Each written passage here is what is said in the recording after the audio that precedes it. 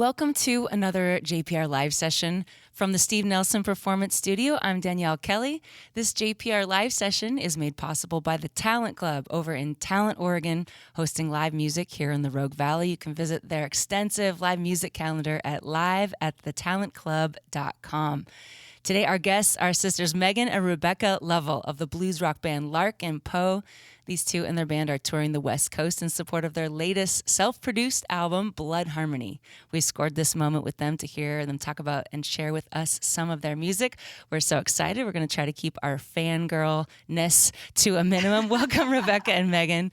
We had the pleasure of connecting you back in 2020 by way of Zoom call back in the great 2020 pandemic pause, and which is really great. You guys are really well spoken and have great command of your online presence, and whether it's stage or screen, it was an incredible performance. And just want to give you kudos for doing such a great job with your online presence and just really jumping off the screen.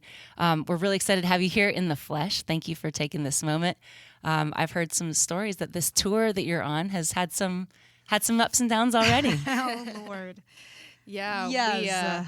we hate to cancel shows, and we haven't had to do that many times in our career. And we did have to cancel some shows because we got stuck.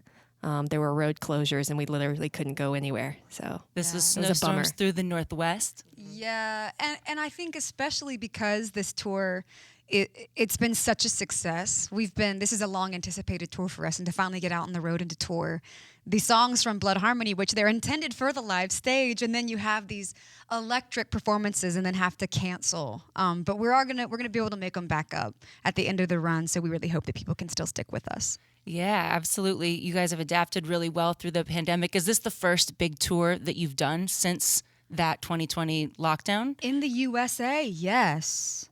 We got to go out on the road at the end of 2021, and then in 2022 we did a lot of touring overseas. Sure.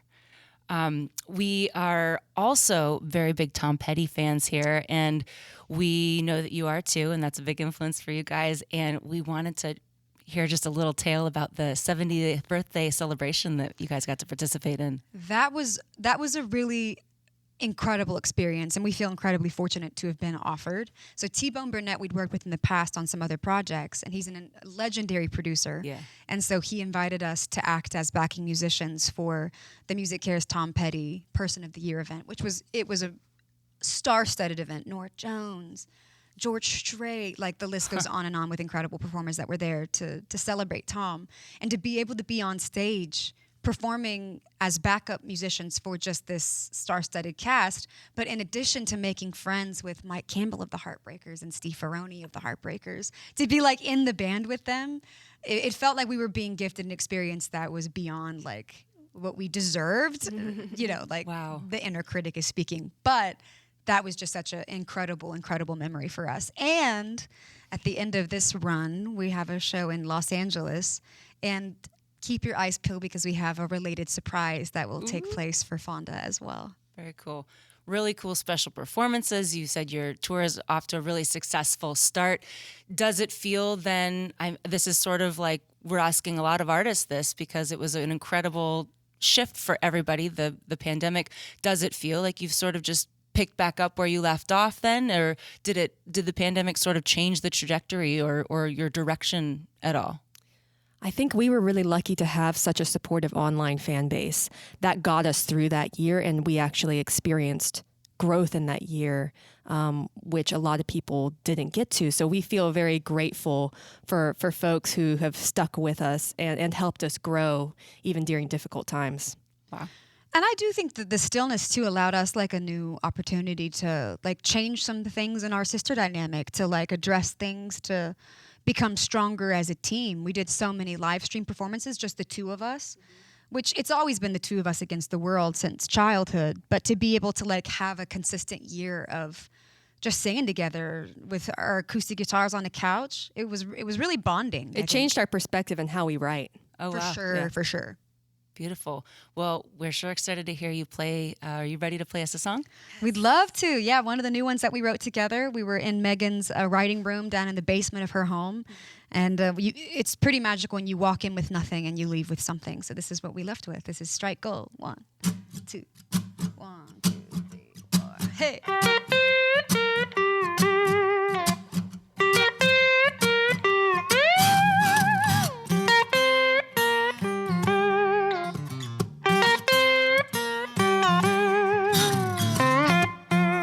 Pull my wishes out of that well.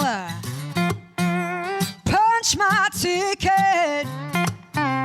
Ring that bell. Sharpen my nails. Tighten that belt. Ride no coattails. Gonna do it myself. Mm-hmm. Do it myself. Mm-hmm. Ooh. Losing sleep. Taking the long road. Digging deep. We're gonna strike gold.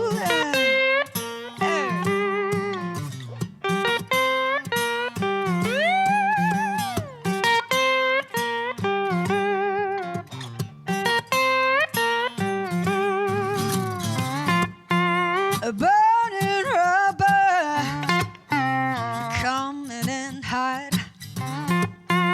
Call it stubborn. Give it all that I got. Mm-hmm. All that I got. Mm-hmm. Ooh. Losing sleep, taking the long road. Digging deep, we're gonna strike gold. Losing sleep, taking the long road. Digging deep, we're gonna strike gold.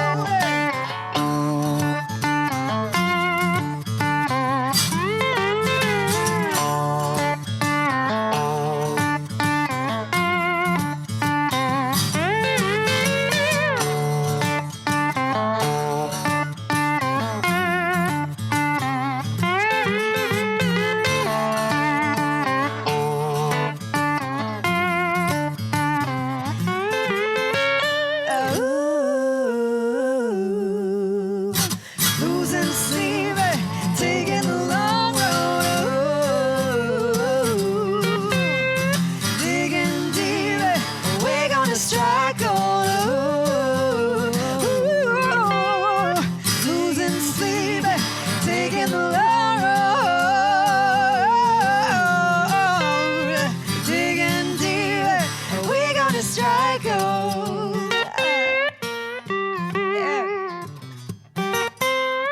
We're gonna strike gold. Strike gold.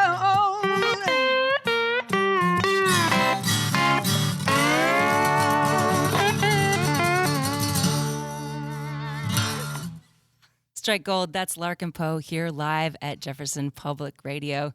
They are out in support of their album Blood Harmony, out on their own Tricky Woo record label. Very cool. Before that song you mentioned, going into the basement, sitting on the couch and coming out with the song, which coming up with a song as a songwriter I know can feel like striking gold because it doesn't always happen.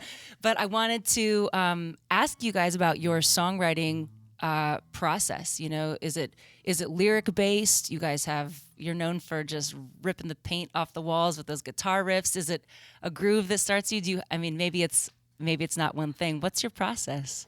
I think the beauty of the creative process is it always strikes a little bit different, you know? Like, I definitely keep a lyric notebook. So when we're out on tour, if something strikes in conversation, I'll like work from titles. I'll just like keep little collections of words that mean something to me. So sometimes I'll start with lyrics, but I do think more often than not, you know, being able to just sit and noodle on the guitars. Like, I think the riff definitely came for this song first. Yeah, I think we sat and came up with that riff, and then everything else followed. And when we write together, that tends to be how it happens. Music first. Mm-hmm. And Blood Harmony seems to be a really relevant title of the album. Your sisters, obviously, you sing beautifully together, you harmonize. So can you tell us a little bit about the significance of the title of that and maybe the themes through the album? Yeah. I mean, as a sister band, I think you have to acknowledge and give significance to the fact that it's everything about who we are, about the identity of the band. Our sisterhood is really the axis upon which everything else turns. And so I think to finally get around to making a record that really pays homage in a meaningful way to that connection feels really good.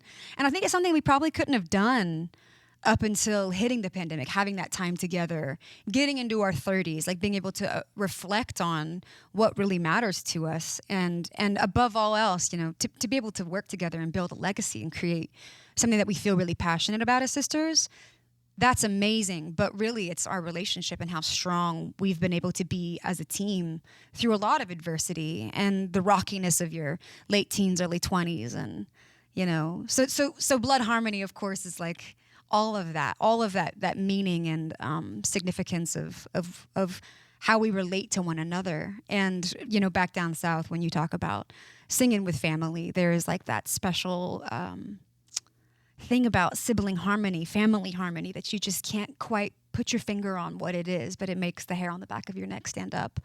And it's blood harmony. It's harmony that's in the blood. So, furthermore, you have a band name that seems to have some special familial significance. Could you explain that to us too? Yeah, we did want to have a band name that spoke to our family connection. And so Larkin Poe is our great-great-great-great-grandfather. And we just thought he had a really cool name. And it also kind of paid tribute to our family. So we kind of just took his name. I always wonder what he would think. Can you paint a picture of the character he was? Is it a music? I know you have an incredibly musical family, but has it always been a musical family? Was he musical too? I don't believe he was musical, not that we know of. But he definitely was a character in the area. And there's a battlefield that has now been, set aside the land has been set aside, and his cabin is on that land. So you can actually go and visit the Poe family cabin. Oh, wow. Yeah. Distant cousin of Edgar Allan Poe. Wow. Yes. So cool. Maybe not music, but definitely like there's, and not to attach any stigma, but there was some quirkiness of mental perspective that has run through our family tree. So a bit of mental illness, that I think can sometimes create a very unique perspective on the world. So we definitely grew up hearing a lot of wild stories about Larkin. So yeah, definitely it seems that the Poe blood continues to trickle down to this generation. The Poe level blood. The Poe level blood. Let's go. How cool. I've read that you guys have been playing instruments since you could walk and talk. And when you have music that's ever present in your life, and you come from North Georgia, which such a rich musical history down there. At what point or how do you take this sort of way of life and decide this is a career, or this is my professional identity, or was that sort of just a natural evolution? How did that come to be? We fell into it a bit. Like you said, music has always been a part of our lives from the very beginning. We were classically trained, 3 and 4 years old when we started playing music. And then we went to a bluegrass festival, and we were just amazed by the idea of improvisation and writing your own music. And from then on, we were really involved in like the music of our area, like porch pickings and festivals. And we just wanted to do it all the time and as our hobby. And then we started touring. I don't even know really how it happened, but we just found that we were spending all our time doing it. And it wasn't until our late teens when we kind of took a step back and we're like, so we're kind of on a path now where we might be doing this for the rest of our lives. And are we okay with that? And the answer was yes, a resounding yes.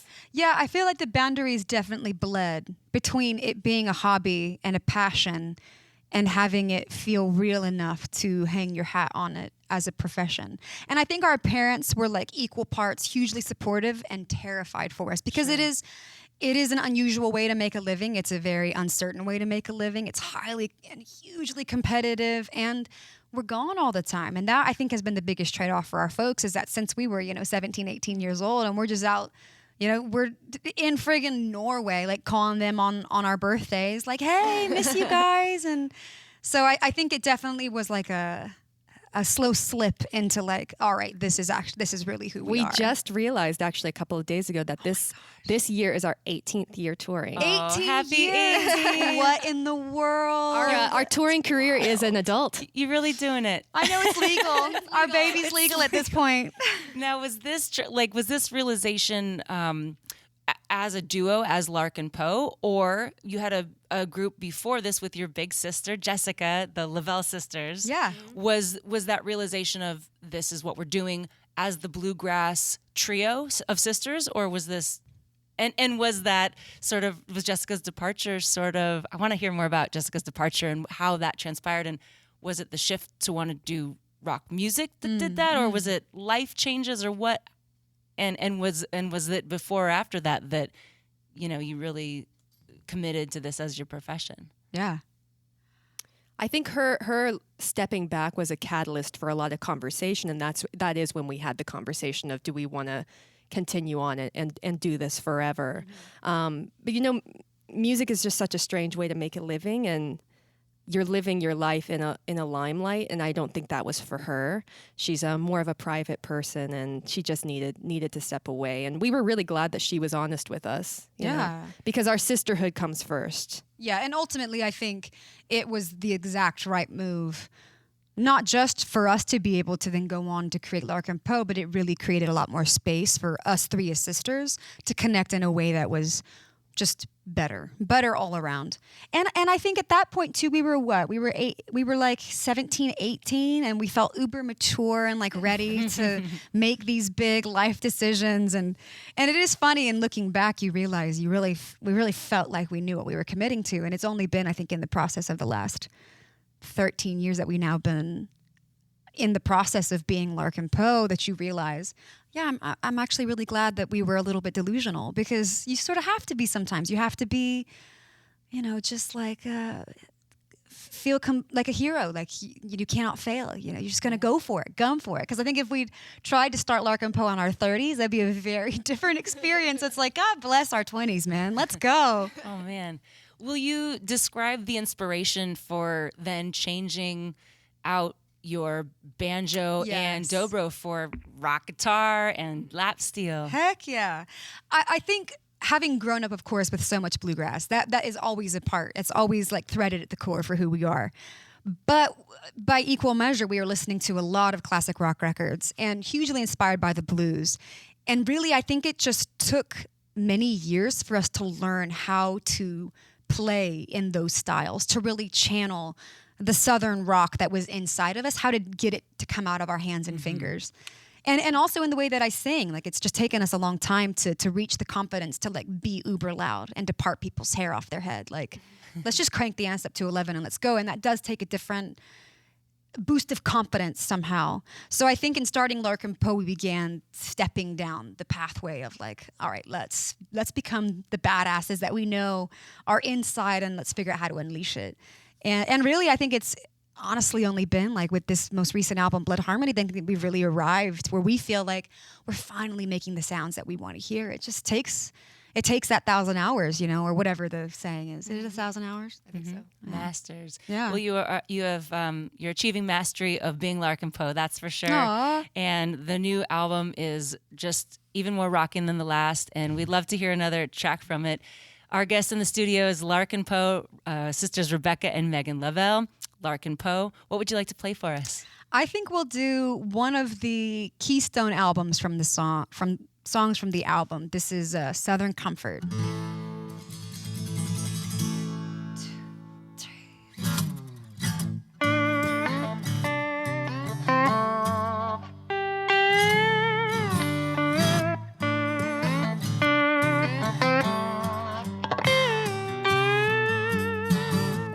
Top down in the ditches, hitching a ride back to where I'm from, catching secondhand smoke or a Greyhound bus. Pretty or not, baby, here I come. I had high hopes, it was all downhill, life flying by like I was standing still. I'm a little nobody from the middle of nowhere, gotta get home, know I will, 'cause I'm missing that Southern comfort. Deep water I'm going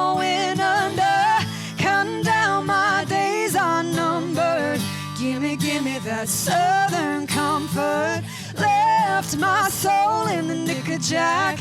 God willing, I'll find my way back. Counting down my days unnumbered. Give me that southern comfort. Give me that southern comfort.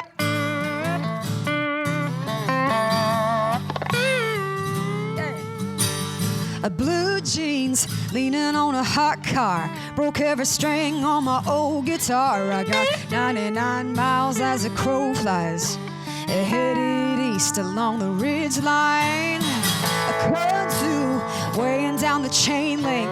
Don't give a damn what folks like you think. I'll take the mud you wash from the river. Gold ain't the only thing that glitters. I'm missing that southern comfort. Deep water I'm going under. Counting down my days unnumbered. Give me that southern comfort. Left my soul in the knickerjack. God willing, I'll find my way back. Counting down my days unnumbered. Give me that southern comfort.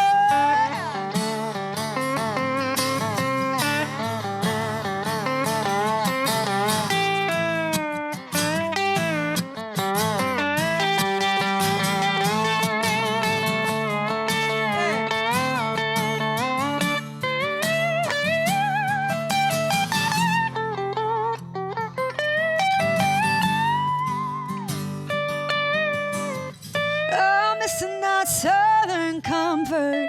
Deep water I'm going under. Counting down my days unnumbered. Give me that southern comfort. Left my soul in the knickerjack. God willing, I'll find my way back. Counting down my days unnumbered. Give me that southern comfort. Give me that southern comfort. Give me that southern comfort.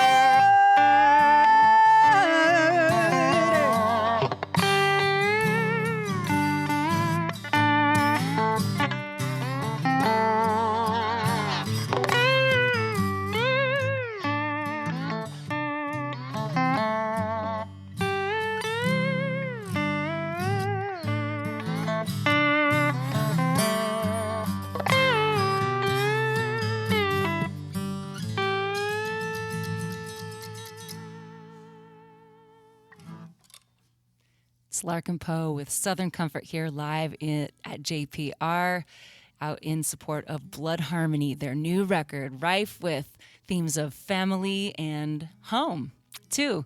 I'd love to hear about home from you guys because Georgia, the South is, like we talked about before, just such a rich blues rock background. And now you're calling Tennessee home, is that right? You're here by way of Music City? That's right. Yeah, we moved to Nashville about 8 years ago. Okay.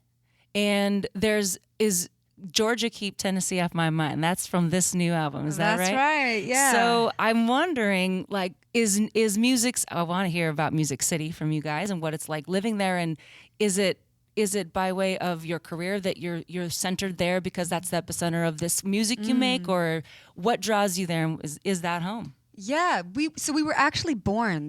We didn't spend much of our lives in Tennessee, but we were born over in Knoxville at the UT Hospital. And Knoxville is a really small industrial town that's sort of nestled right at the foothills of the Smokies. So I do think that there is a huge part of our hearts that is always beat in the past tense, in Tennessee, because our grandparents were, of course, in Morristown. So when we were kids, we'd always go and spend a lot of time up in the Smokies. So being able to call both Tennessee and Georgia home, it's always felt very hand in glove, because I think in terms of musical legacy, there's such a huge presence of roots American music in both states, with bluegrass, in Kentucky and Georgia, and the blues down in the Delta, and then of course a lot of mountain music and Americana and country in Tennessee. So it's always felt sort of like a good cross section for us. And moving back definitely was a little bit bittersweet, because we identify deeply as Georgia peaches through and through. But Tennessee's also a part of our heart, so it's like... Also as musicians, Nashville has everything that you could want. Studios, music stores, anything that you can want in the music industry is there. So it did make sense for us to be there. Yeah, and with a granularity too, because everyone in Nashville is focused on music. You go to coffee and the barista who is doing foam art for you can literally like kick your ass on the guitar. You know what I mean? Like it's definitely that energy within Nashville. Apologize for the profanity. I'm not sure if that'll have to get bleeped. That one's acceptable. So you're in this pool of incredible creativity and talent, and you also write, produce, record, release your own music. You're self-sufficient in that regard. You do tour with, I think, a bass and a guitar player. But am I right that you record all your own instruments on your own albums? The two of you are like a do-it-yourself, do-it-all. Yeah, force. That's very nice of you to say. And I do think that's been a big MO for us over the years is being do-it-yourselfers. Our parents built our house when we were growing up, and so we've definitely had that modeled for us where our parents are pre-YouTube going to the library and getting books about how to weld, and let's try this. Sure, let's weld all the fence work for a 70-acre piece of property. All right, let's do it. And so being able to record, ourselves, start our own label in 2017, self-produce. It's felt authentic for us. I think we found a lot more of who we are by digging deep and figuring out the bits and pieces that we didn't know how to do at the outset. Sure. And does that feel like so you've been doing that for a few albums now. Does that feel like the path? Does that feel like that is the most freedom that you can get? Or does it seem like that's a step? I mean, what can you speak to having your own label versus, what can that industry and other a bigger label provide? What's the difference? Well, I think we needed to bring everything in-house to fully realize what our voice was and what we wanted to say and do with our music. And it's taken those years to really process that. And I think we're to a point now where we know who we are. We know what we want to say, how we want to say it, and we also know how to say no if it's not right. So we can bring other people in as we need. With Blood Harmony, it was co-produced with Rebecca's husband and an incredible musician, Tyler Bryan. We brought him in to help with some of the sonic elements. We brought drummers in, we brought bass player in, and we're able to open it up to other people, people that we trusted still, people who know us and know what we're wanting to accomplish. But now we're able to bring those other voices in, and it makes our experience richer. Yeah. And I think also with the type of music that we make, we've always been a band that's a bit outside of industry because we're not gonna have a pop hit at radio, and we're not interested in having a pop hit at radio. So I think to be able to stand in whatever your truth is, and like Megan said, say no. There's some stuff that's just not right for an individual, not right for an identity as a band. And I think being able to determine hey, actually it feels wonderful to be able to embrace who we are and not try to conform, not try to, no offense, but get on the TikTok trends of what is contemporary, what people are trying to do to find success. We want to find success on our own terms. And I think being able to know what success looks like to us, being able to have creative control, to feel good about our albums, to play shows that really connect the dots, that's what success is for us. I think that people are looking for it too. I mean, Bonnie Raitt won Song of the Year at the Grammys. Yes. Hallelujah. She beat out a lot of pop stars, and it's great. It's people look for substance. Absolutely. That brings me to another accolade, I would call it, that I've heard you both described as the little sisters of the Allman Brothers, which, of course, we love the Allman Brothers, and that is an incredible compliment. However, I wonder, you're also very clearly strong women, self-produced, and it's so refreshing to see women crushing it on the blues scene. How does that compliment feel to you, and what's your experience being badass chicks in a predominantly male-dominated industry or even genre specifically?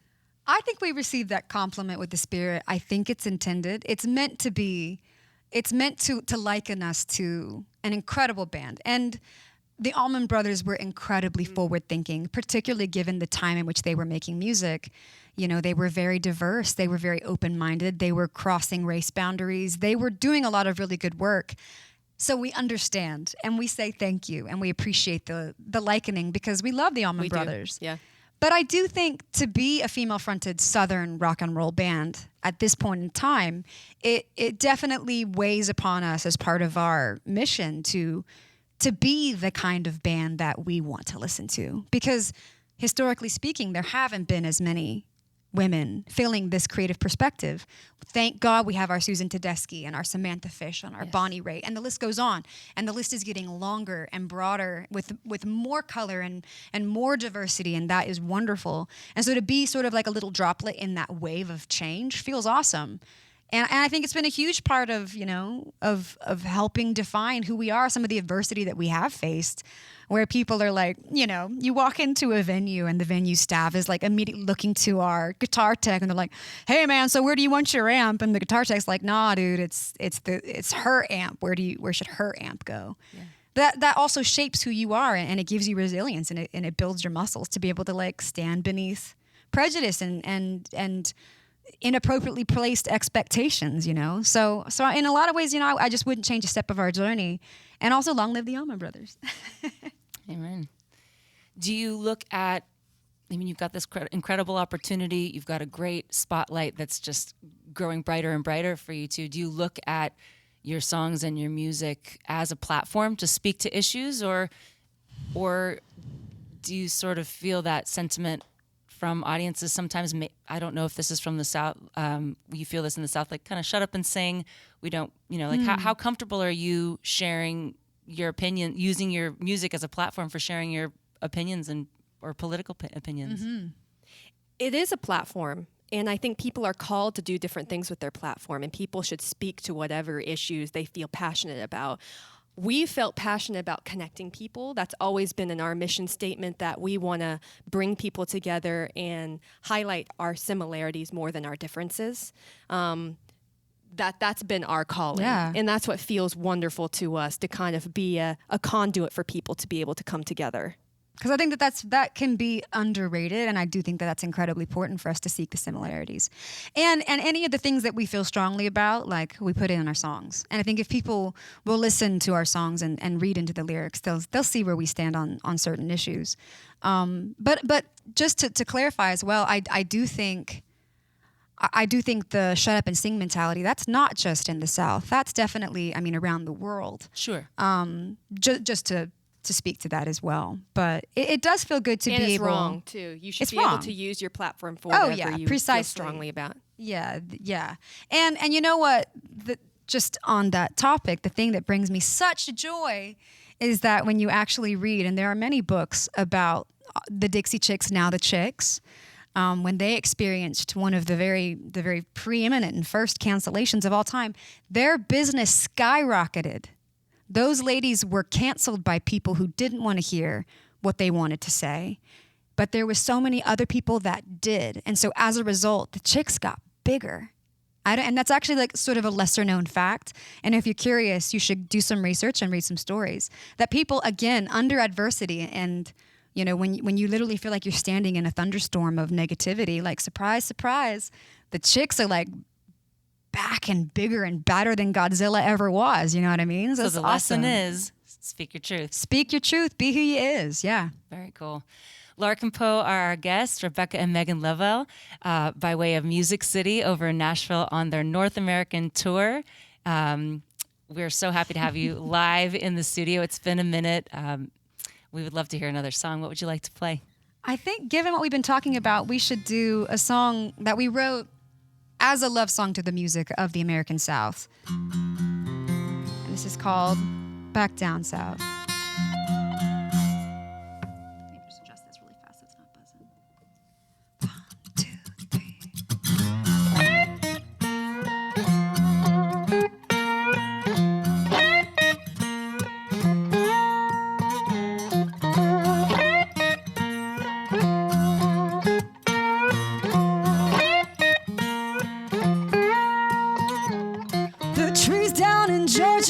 Grow as tall as a cross, where little Richard was singing, where rock and roll learned to walk. Country blues in a bottle, get those tubes running hot. Till the serpents start hissing, oh, let me out of this box. Streets of gold, ain't that red dirt clay? Leave some peaches in a basket by the pearly gates. When my race is run, hear that angel sound. May the good Lord show me mercy, send me back down south.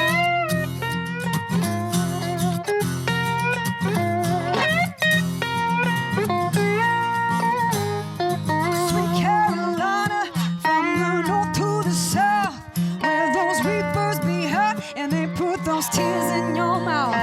Papa's got a new bag, he gave it to Mr. Brown, and Charlie got him a fiddle before the devil went down. Yeah. Streets of gold, ain't the red dirt clay? Leave some peaches in a basket by the pearly gates. When my race is run, hear that angel sound. May the good Lord show me mercy, send me back down south. Oh, send me back down south.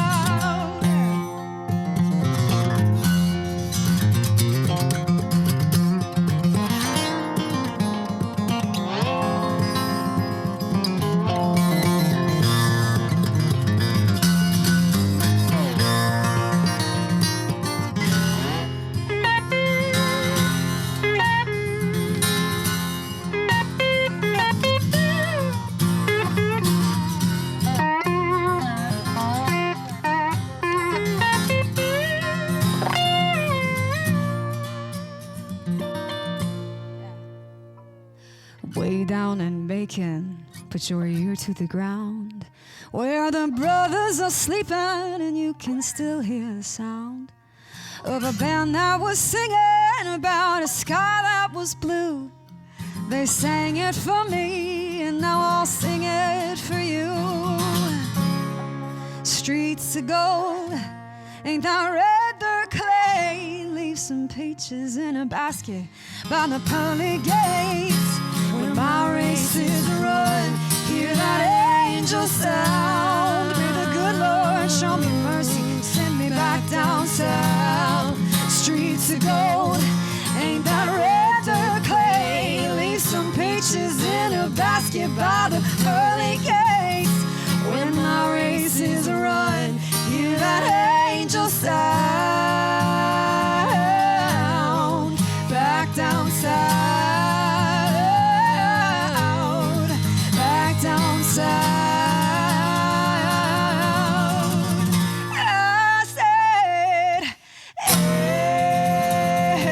amen, amen,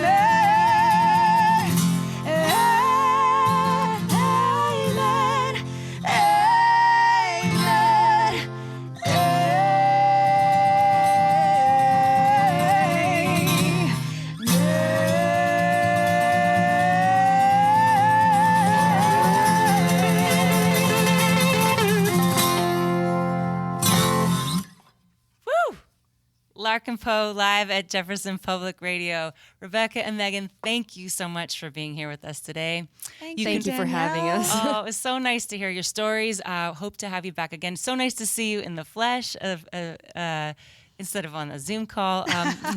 Thank you for your latest record. What is next? I know you guys have just a insatiable appetite for creation, and you're always on to the next thing. So I know you're performing songs from Blood Harmony. Are you already testing out new tunes from a new record, possibly on this tour? We're trying to be good because we, as an independent band with our own label, the temptation is always that the newest is the best. And especially for me, Megan has to really rein me back in. She's like, nah, we got to sing the songs that the people know. Hold on. Play the hits. So we're going out and we are playing mostly songs off Blood Harmony, some old favorites, but always an eye to the future, always an eye to optimism and the new that brings joy. But we're going to be out on the road a lot this year. We've got handful of dates left over the next few months for the Blood Harmony tour. Going to be doing a lot of summer festival touring, going back to Europe in the fall. Going to Australia. That's right. I forgot about that. Wow. Yeah. And you can find their tour dates, by the way, at larkinpoe.com. And they've got really cool merchandise, too, by the way. We've got Kick the Blues socks, I think, are on the way to me. But they've got a beautiful, beautiful collection of albums there. You can find their tour dates there. I was wondering, do you have any collaborations on the horizon? Any musical magic with other friends? One thing that we really we hope to execute this year would be another Shake Poe family Christmas special. This is sort of like a little bit of a cult following for us. For anybody who's been with us for years, they'll know that around Christmas time, we always air this special in which Megan's husband, who's an amazing musician, takes part, my husband and his band, and any of our musical family and friends. We all get together and have like this little, because special's the best word? Caroling. Caroling, like where we just rock out in the basement and we film Christmas songs. But it's time for us to make another one. So please hope that folks will get into the festive spirit with us this winter. We might have to have Christmas in July. Yeah, I know, because we won't be able to probably have time in the fall. We'll be gone on tour. So yes, Christmas in July. That's what we'll do. We'll keep our eyes and ears peeled. We'll be on the lookout for sure for anything Larkin Poe. Thank you so much for joining us today. Good luck on the rest of your tour. We'll send good weather vibes and no more cancellations. Yes. And thank you so much. We hope to see you again soon. Thank you so much. Thank you. This JPR live session was made possible by the Talent Club from Talent, Oregon. They're hosting live music in the Rogue Valley. You can visit their calendar at live@thetalentclub.com. Larkin Poe, more information on these rockers at larkinpoe.com. Also, this session will be archived on our website, ijpr.org, as well as Spotify, Stitcher, and Apple Podcasts. And also a big thank you to Jon Griffin from Lunazen Studios for engineering of this JPR live session. Thanks again. Open Air will continue right after this.